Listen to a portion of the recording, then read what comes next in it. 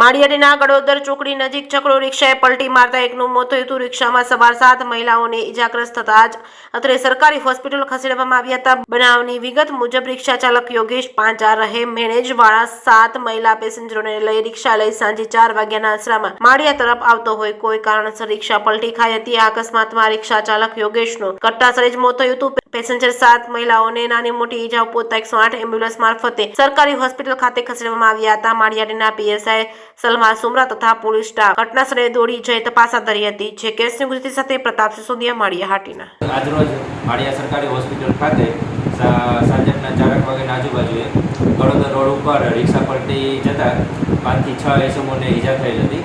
જે પ્રાથમિક સારવાર માટે આવેલ પ્રાથમિક સારવાર આપેલ હતી। તેમાં જે ડ્રાઈવર હતો જેનું અકસ્માતે મૃત્યુ થયેલું હતું તેની અંગેની કાર્યવાહી